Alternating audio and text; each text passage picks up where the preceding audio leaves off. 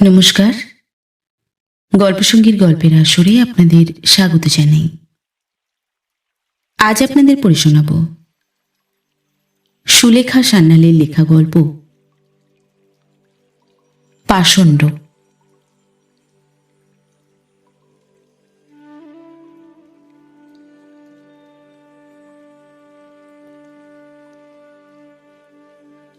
রাত ৩টের সময় রোজ ঘুম ভেঙে যায় প্রসন্নময়ীর।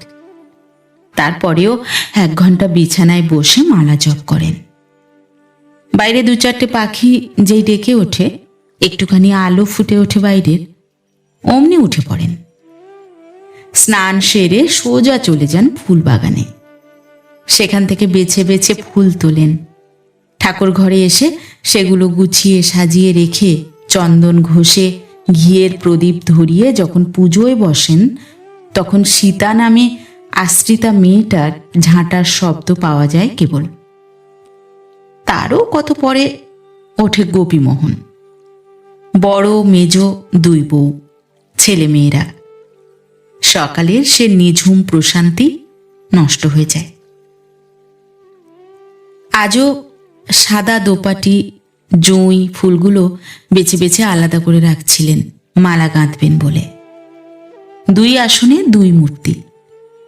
একটি কালো কোষ্ঠী পাথরের, মাথায় তার সোনার মুকুট, ২ হাতে ছোট ছোট ২টি সোনার বালা, হাতে বাঁশি।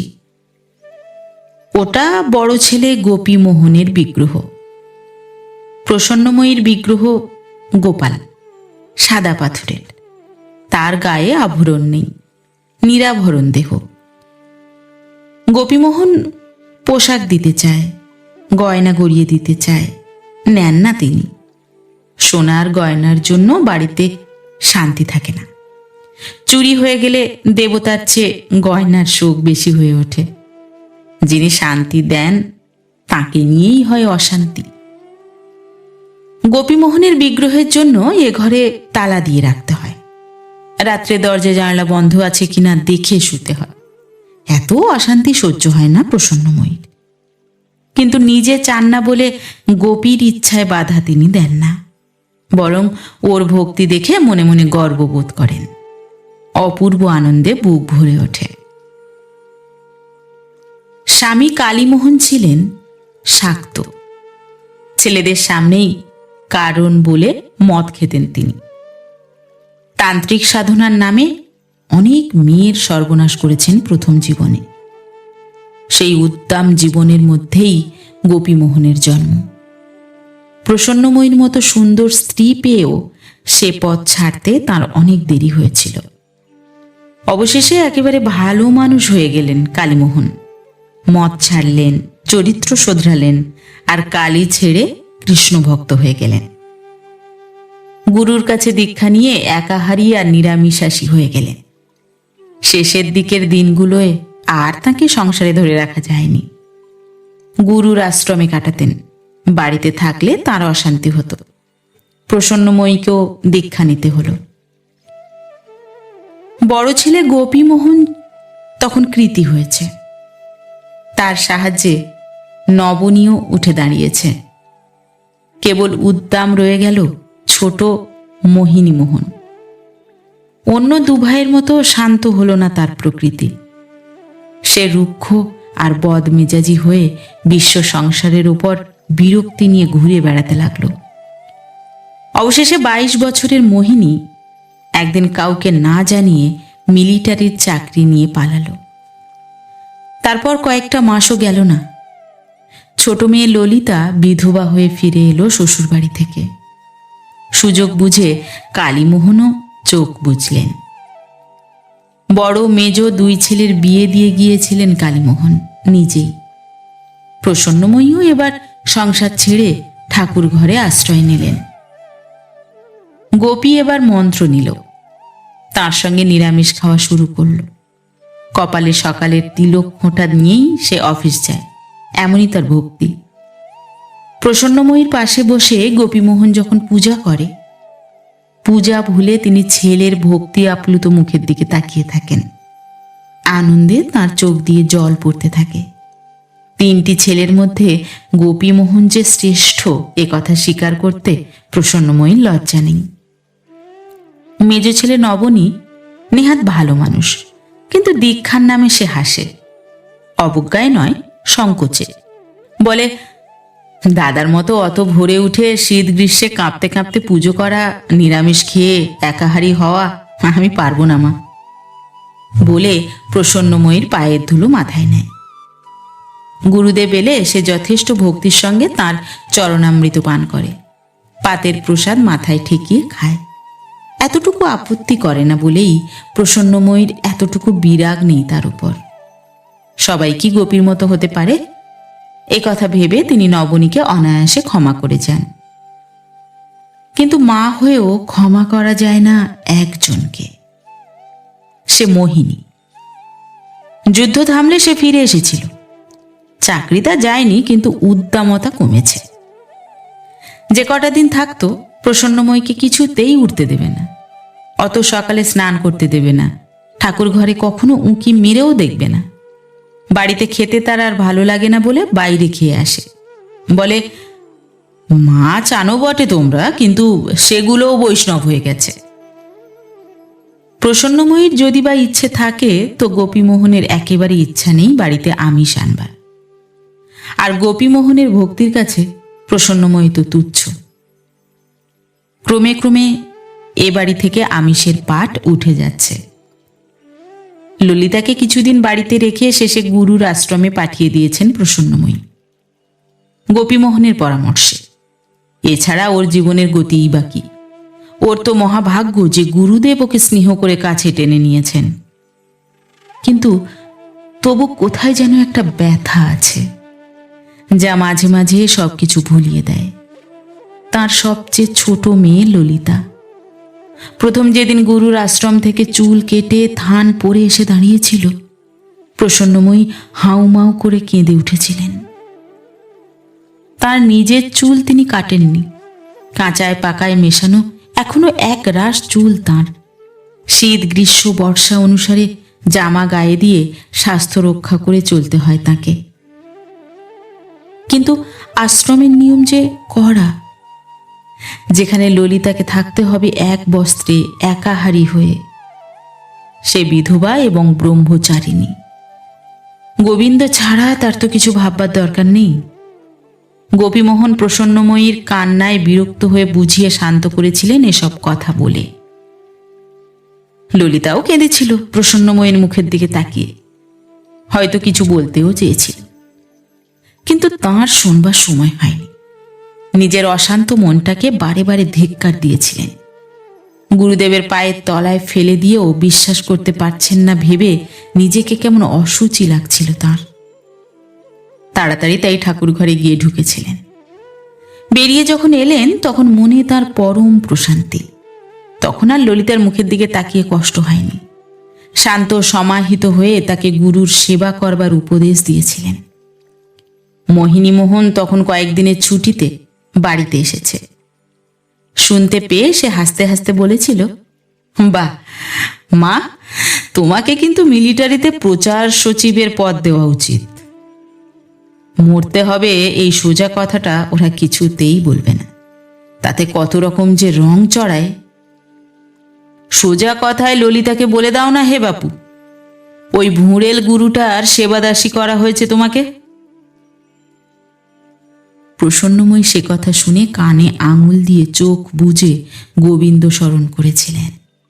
প্রায় কেঁদে ফেলে বলেছিলেন, তোরও পাপ মুখে গুরুদেবের নাম উচ্চারণ করিস নে মোহিনী, ওঠ ওঠ আমার সামনে থেকে।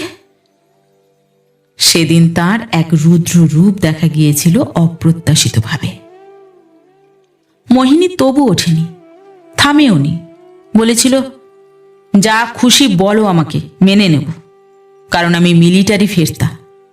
গরু শুয়োরের মাংস খেয়েছি, জাত ধর্ম গুলে খেয়ে ফেলেছি, কিন্তু একটা কথা আমাকে বোঝাও দেখি, যে ললিতার আবার কেন বিয়ে দেওয়া যাবে না?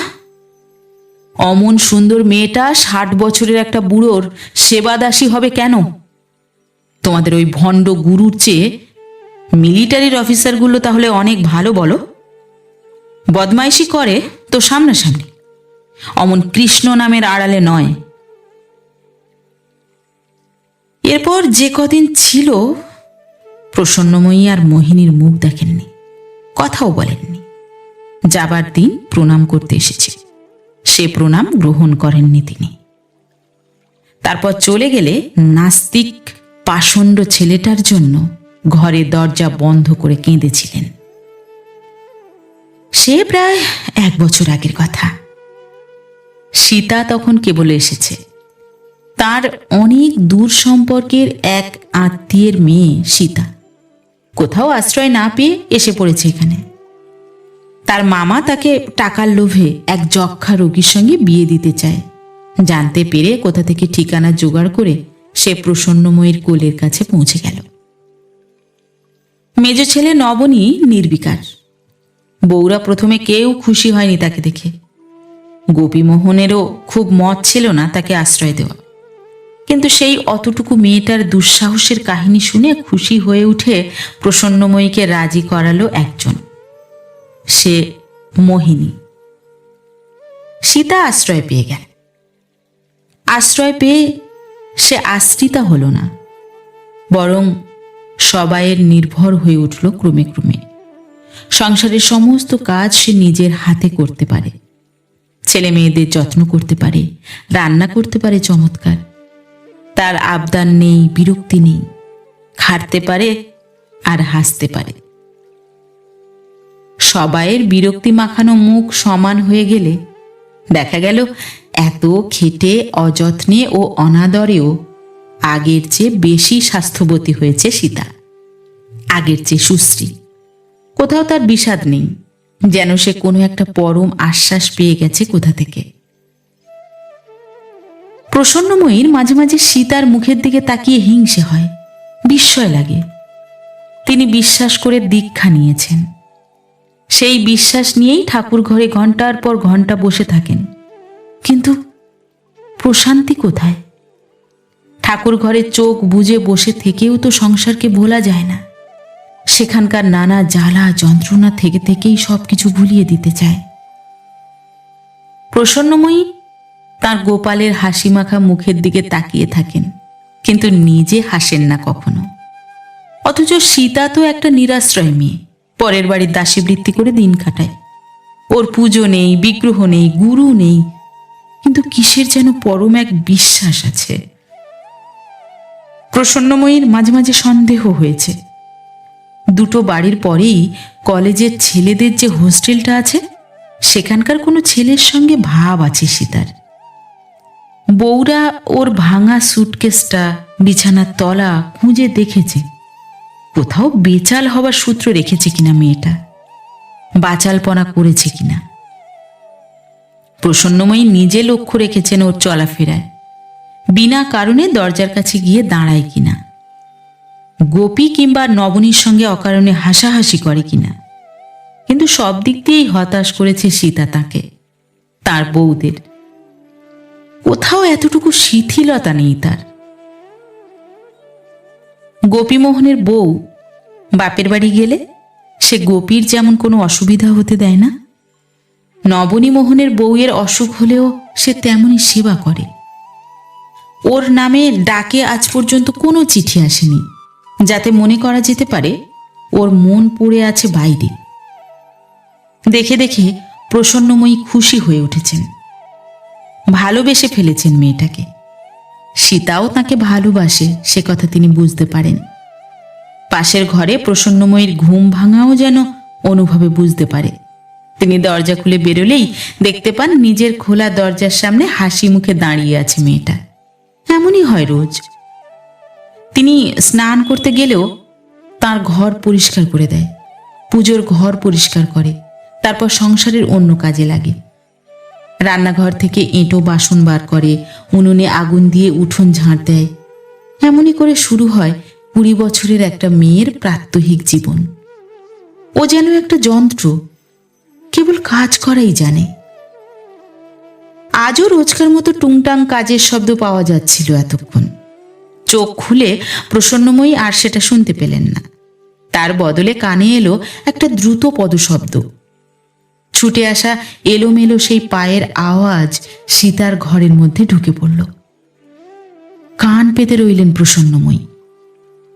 দুবার ডাকলেন সীতার নাম ধরে, কিন্তু উত্তর পাওয়া গেল না। তার বদলে শোনা গেল একটা কান্নার শব্দ।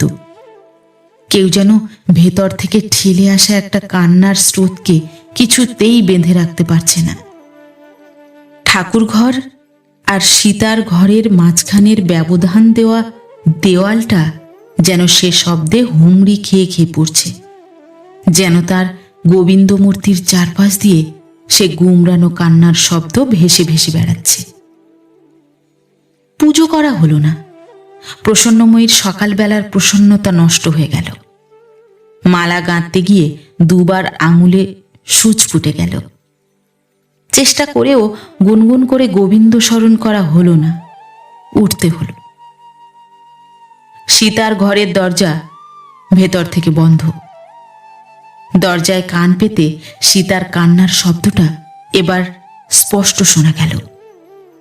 দুহাতে দরজায় ধাক্কা দিয়ে মৃদু উত্তেজিত গলায় প্রসন্নময়ী ডাকলেন, সীতা, দরজা খোলো। সীতা। দরজা খুলে দিল সীতা। তার গায়ের জামা সামনের দিকে ছিঁড়ে নেমে এসেছে। তার চুল এলোমেলো। নাকের পাশে, ঠোঁটে আর গালে লাল লাল আঁচড়ের দাগ দেখে প্রসন্নময়ী শিউরে উঠে চোখ বন্ধ করলেন। সকালবেলায় এ কোন পাপের মূর্তি তাঁর সামনে দাঁড়িয়ে? সীতারও দু চোখের স্তম্ভিত দৃষ্টি, যেন হঠাৎ কেউ তাকে বিনা কারণে এক প্রচণ্ড চড় মেরেছে গালে, যেন তার পায়ের তলার মাটি হঠাৎ ধসে পড়েছে। হঠাৎ যেন শুকনো মাটি থেকে অগাধ জলে পড়ে গেছে সে। সে ফুলে ফুলে কাঁদে, কিন্তু কথা বলে না। প্রসন্নময়ী ছটফট করে ওঠেন। সীতার হাত ধরে ঝাঁকানি দিতে গিয়ে আবার কি মনে করে পিছিয়ে আসেন। বিকৃত স্বরে বলেন, কি হয়েছে বল, বল। সীতা বলে, গোপীদা।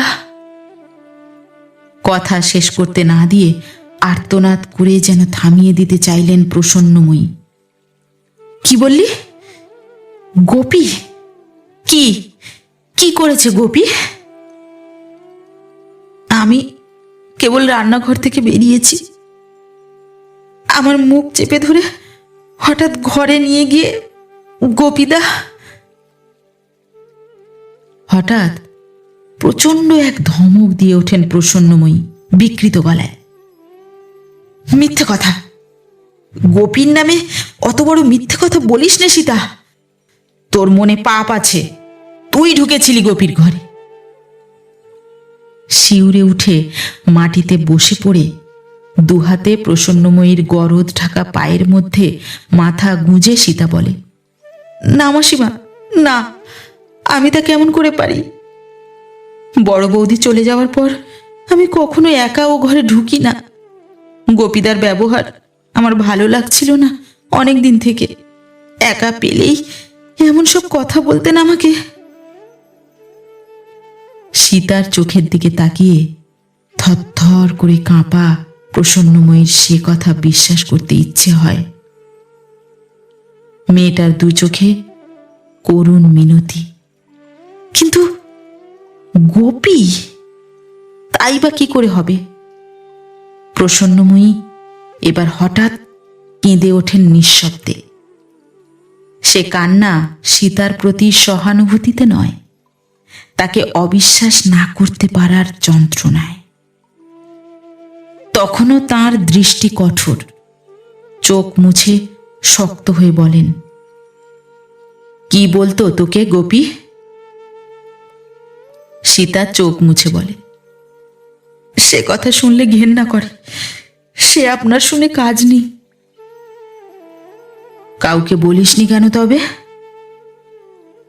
সীতা ম্লান হেসে বলে, কাকে বলবো? কে আমার কথা বিশ্বাস করবে? আমাকে? আপনাকে? এত দুঃখের মধ্যেও সীতার মুখে ম্লান হাসি ফুটে ওঠে কান্নার বদলে। আপনি তো বিগ্রহ আর গোপীদাকে সমান বিশ্বাস করেন, নইলে ললিতাদিকে। ধমক দিয়ে থামিয়ে প্রসন্নময়ী বলেন, থাম, গোপী তোর কি করেছে বল। সীতা তাঁর পায়ের উপর হাত রেখে মাথা নিচু করে বসে রইল একটুখানি সময়। তারপর মাথা তুলে সহজ ভাষায় বলল, আমি কেঁদে ফেলে বলেছিলাম, আপনি না পরম ভক্ত, আমি আপনার মেয়ের মতো, তবুও এ প্রবৃত্তি কেন আপনার? বললেন, গুরুদেবদের কটা করে সেবাদাসী থাকে জানিস না? বেশি ফাজলামি করলে একটা অপবাদ দিয়ে তাড়িয়ে দেব তোকে এ বাড়ি থেকে। প্রসন্নময়ী যেন গল্প শুনছেন, সম্মোহিতের মতো বলেন, তারপর?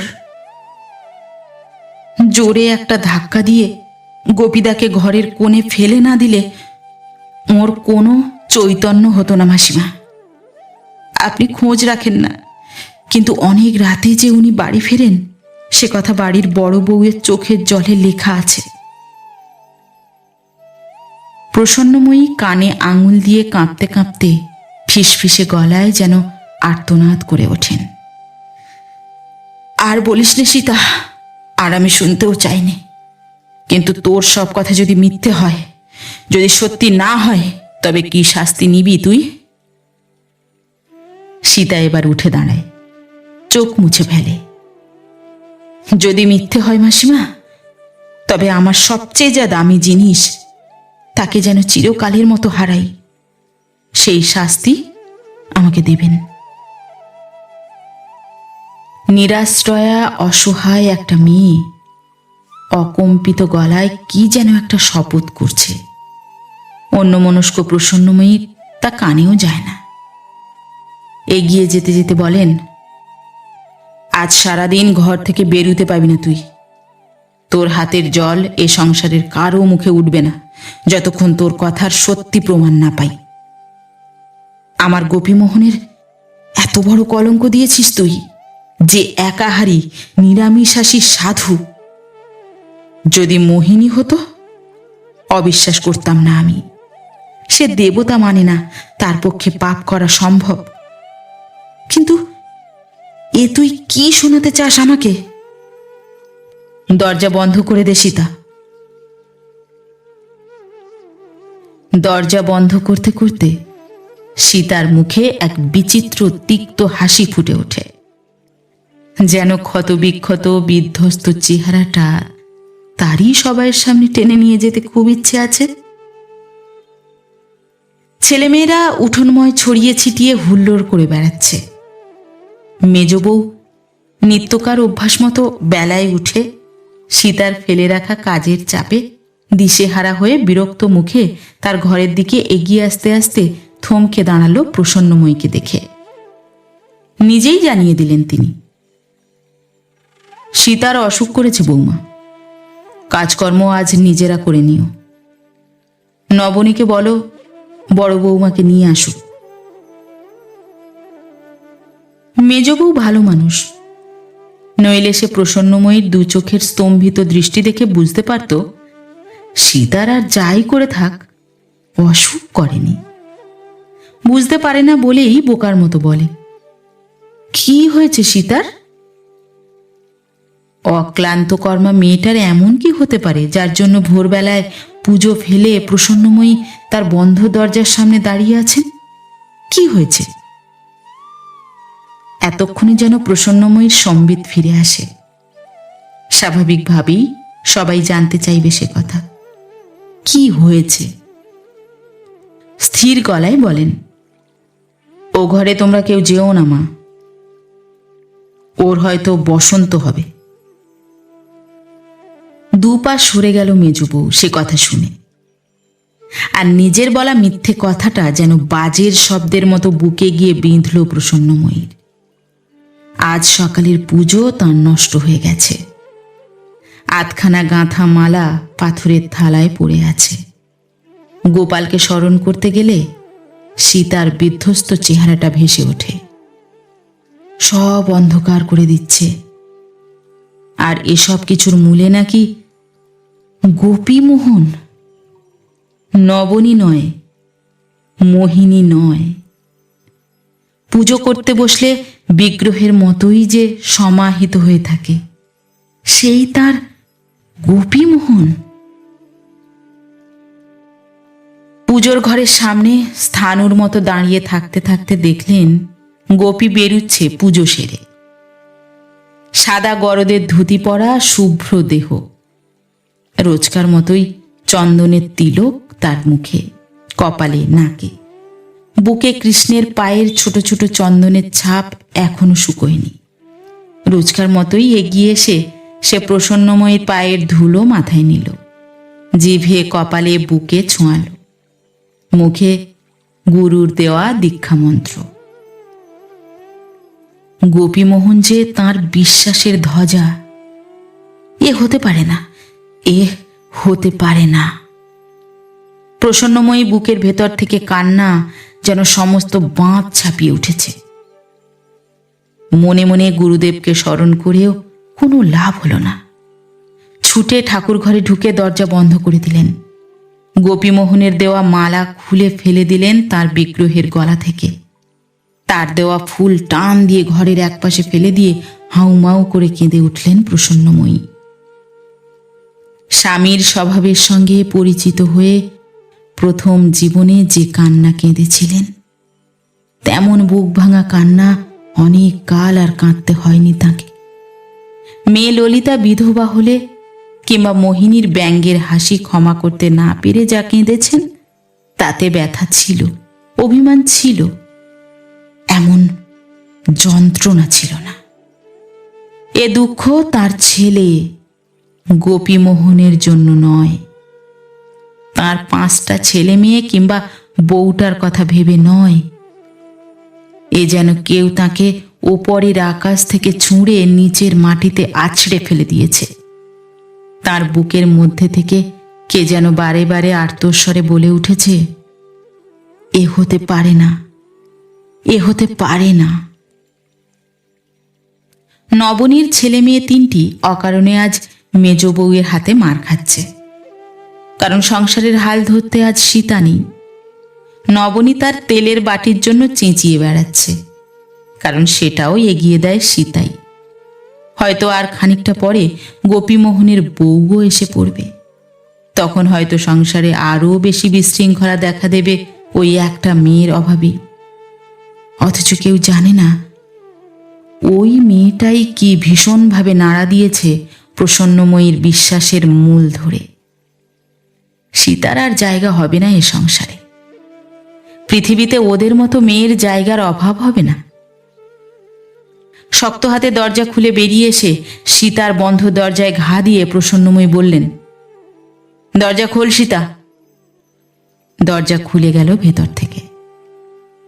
একইভাবে বসে আছে সে পাপের চেহারা আর একবার চোখের সামনে দেখে শিউরে উঠে চোখ বুজতে চাইলেন প্রসন্নময়ী। কিন্তু তার মুখের দিকে তাকিয়ে বিস্ময়ের আর শেষ রইল না। কাঁদছে না আর সীতা, বরং কেমন উদ্ধত দৃষ্টিতে তাকিয়ে রয়েছে তাঁর দিকে, যেন সে ব্যঙ্গ করছে প্রসন্নময়ীকে।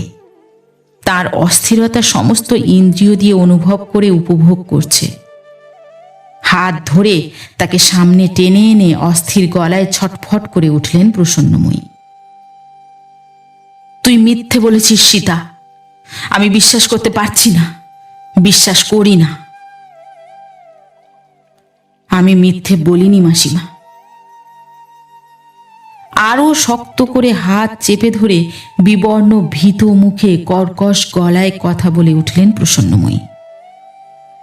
তুই 20-22 বছরের একটা যুবতী মেয়ে, তোর বাসনা কামনা আছে, তারই তাগিদে তুই ওর ঘরে ঢুকেছিলি। আমি তা পারি না মাসিমা। পারিস না? তুই একটা নিরাশ্রয় মেয়ে, পরের সংসারে দাসীর মতো খাটিস, অথচ এতটুকু বিষণ্ণতা নেই। এত খুশি তুই কেমন করে থাকিস?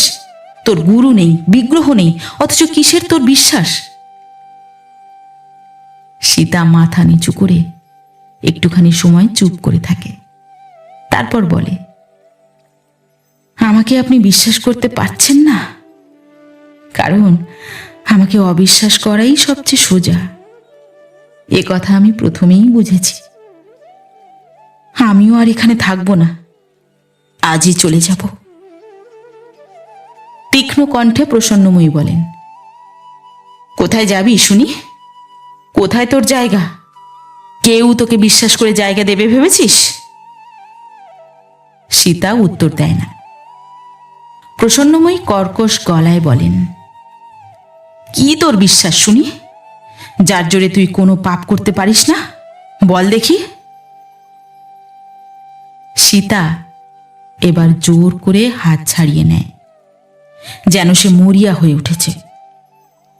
তারপর তার সুটকেস খুলে অতি যত্নে তুলে রাখা কোনো একটা জিনিসের মোড়ক খুলতে থাকে। যেমন করে প্রসন্নময়ী রোজ সকালে তাঁর গোপালকে তোলেন, যেমন করে তার গা মুছিয়ে দেন, যেমন করে তার অঙ্গ চর্চিত করেন চন্দনে, যেমন করে তার জন্য মালা গাঁথেন, তেমনি যত্নে সীতা প্রকাশ করছে তার বিশ্বাসকে। ছবিখানা সে প্রসন্নময়ীর দিকে বাড়িয়ে দিয়ে বলে,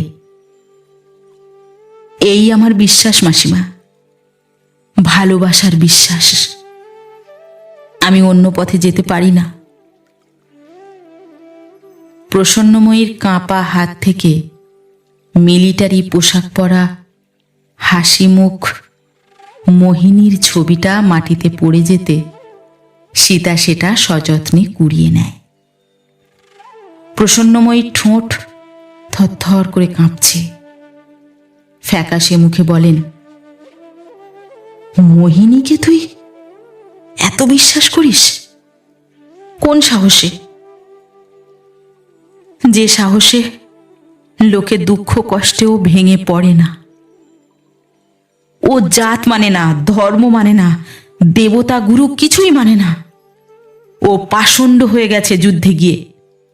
তোকে ঠকাবে না জানলি কি করে? সীতার সমস্ত মুখ এবার লাল হয়ে ওঠে। মাথা নিচু করে অস্ফুট এসে বলে, জানি। প্রসন্নময়ী এবার জেদি গলায় বলেন, কিন্তু সব শোনবার পর মোহিনী যদি তোকেই অবিশ্বাস করে, যদি আমি সে ব্যবস্থা করি? সীতা শান্ত চোখে প্রসন্নময়ীর মুখের দিকে হাসি মুখে তাকিয়ে থাকে। প্রসন্নময়ী ঝগড়াটে হিংসুক চোখে সে মুখের দিকে খানিক তাকিয়ে থেকে হঠাৎ সীতার হাত থেকে ছবিখানা কেড়ে নিয়ে টুকরো টুকরো করে ছিঁড়ে ফেলে বলেন, এই আমি ছিঁড়ে ফেললাম ছবি। এখন তবু সেই একই দৃষ্টিতে তাকিয়ে থাকে মেয়েটা। তার সারা মুখের লাল আঁচড়গুলো তখনও মেলায়নি। তখনও তেমনি বিধ্বস্ত ক্লান্ত চেহারা তার, কিন্তু সব ছাপিয়ে উঠেছে তার সেই নিঃশব্দ হাসি। সে মুখে শরতের আলো এসে পড়েছে জানালার ফাঁক দিয়ে। দু চোখের কোণে তখনও চিকচিক করছে জল। হাসি দিয়ে কি যেন বোঝাতে চাইছে প্রসন্নময়ীকে। হঠাৎ পাগলের মতো প্রসন্নময়ী দু হাতে একেবারে বুকের মধ্যে জড়িয়ে ধরেন মেয়েটাকে। তার চোখের জল সীতার মাথার চুলে ঝরে ঝরে পড়ে।